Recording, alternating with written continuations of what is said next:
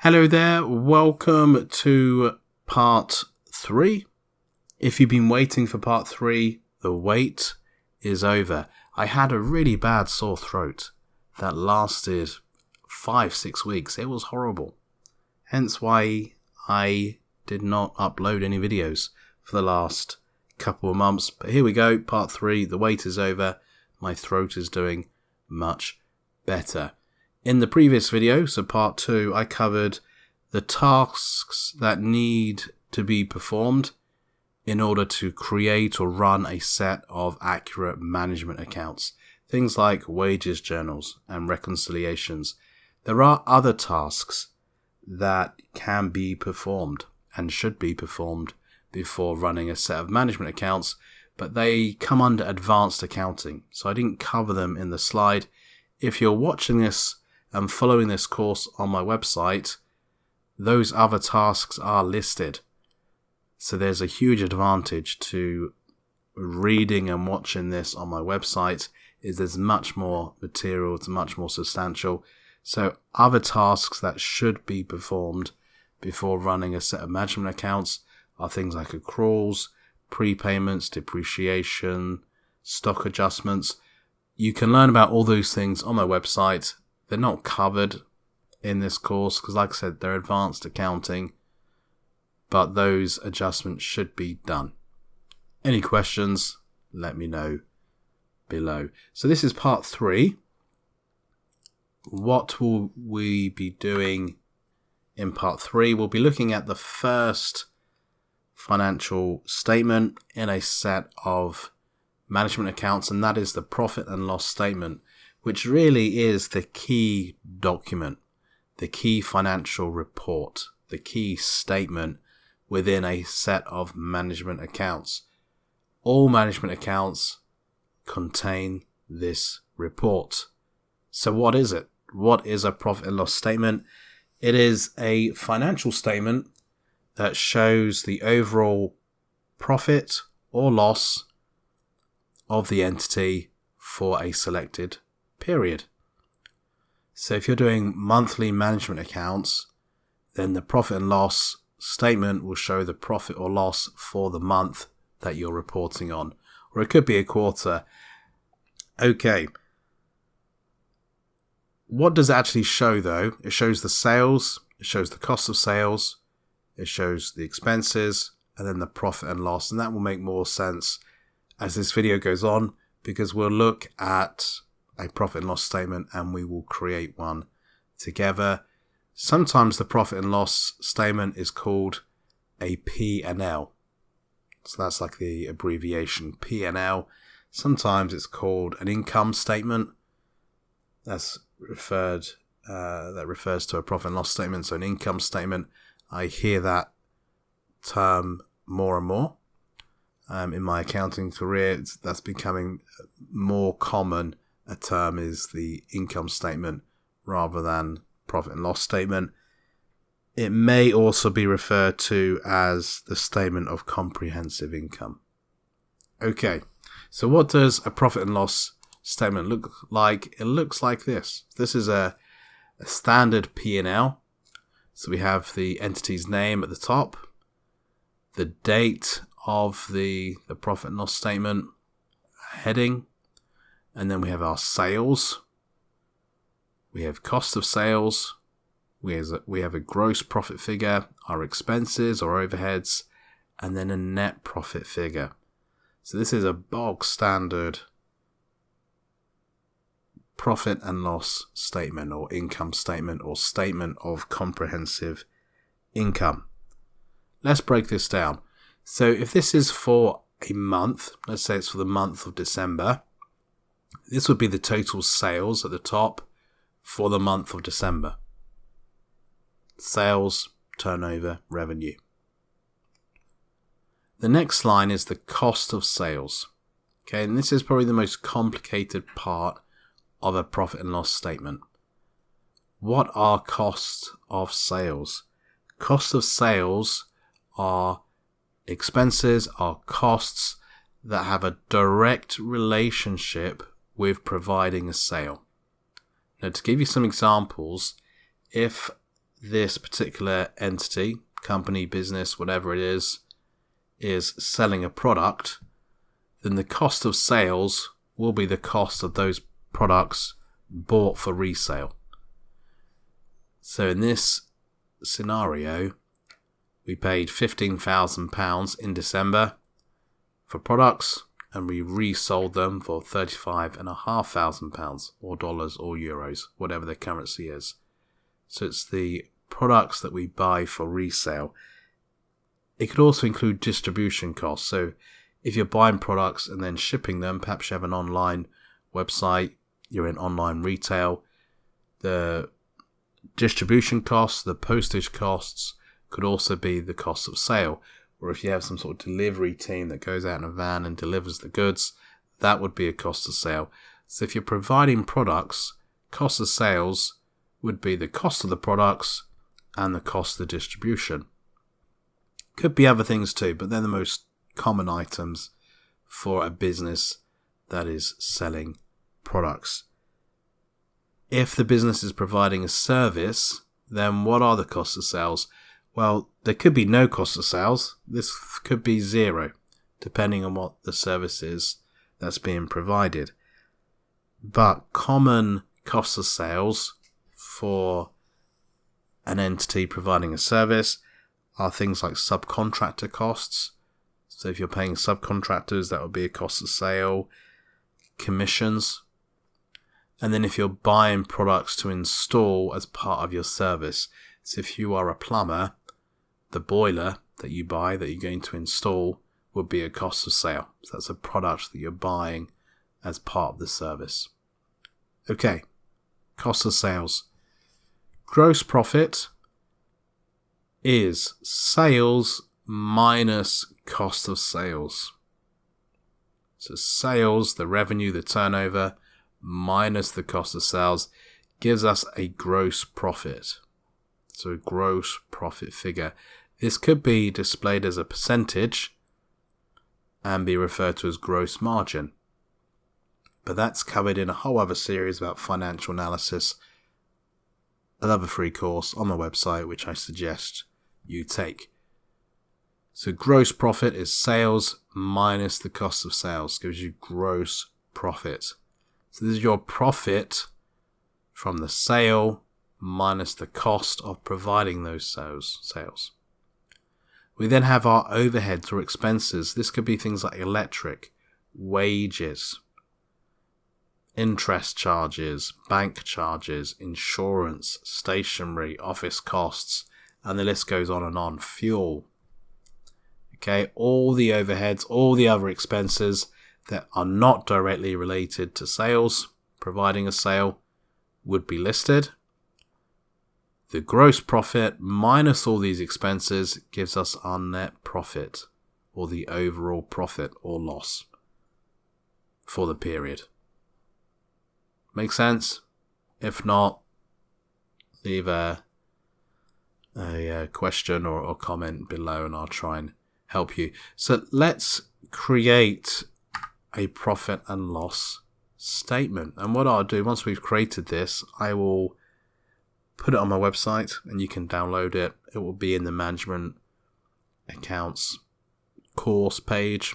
Just follow the videos, read the text. You'll see the link somewhere to download this statement, as well as all the other financial statements we'll be creating in this course.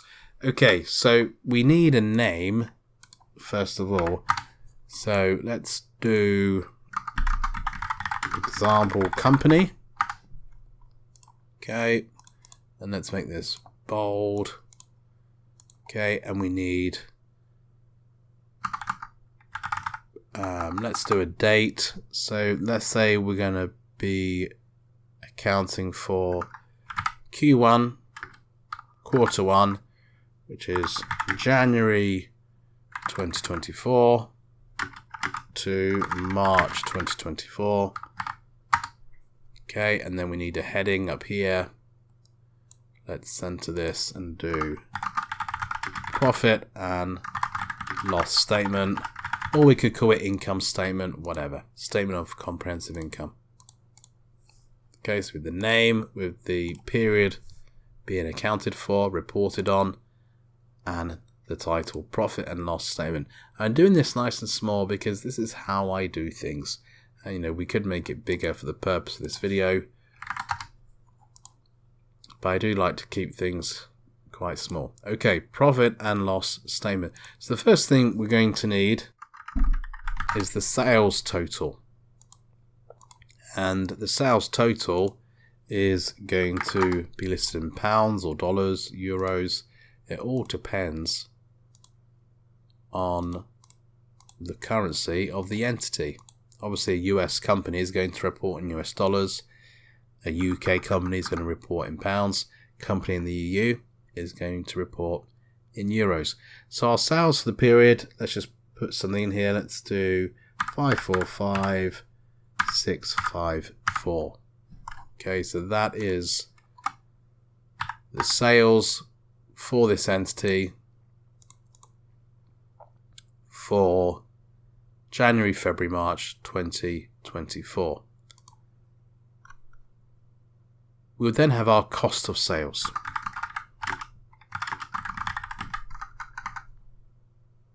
And our cost of sales, obviously I'm making this up as we go along. Let's say it was 257.81. Okay, so our sales and our cost of sales. We can then put in our gross profit. And as mentioned, gross profit is sales minus cost of sales.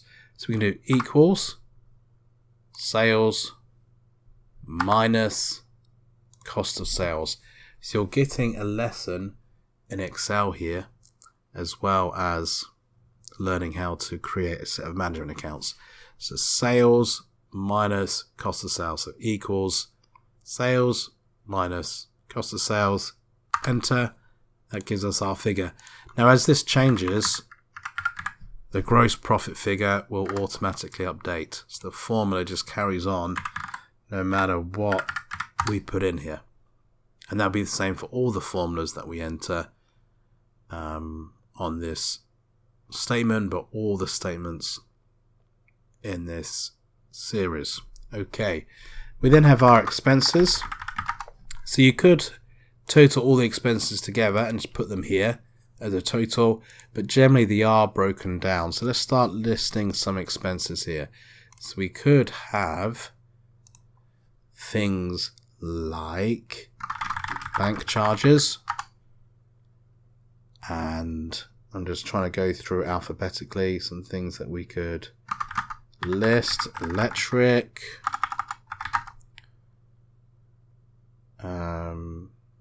insurance, motor expenses, printing and postage, and what else could we put? Travel expenses, and there might be some more too. Obviously this is just purely an example. The list is likely to be much longer than this. It could be all the way down here, maybe further. We can put in wages here, I guess. We then put these totals in. So for the quarter, let's say the bank charges were 1, 2, 3, electric 2, 8, so I'll just enter this information. Once again, I'm making this up as I go along.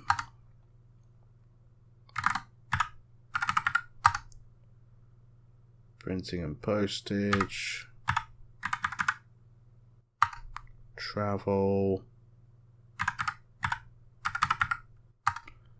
wages,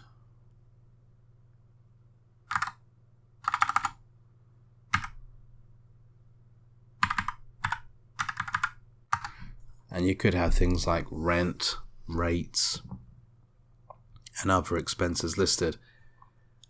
At some point, you're going to have all your expenses listed and their totals.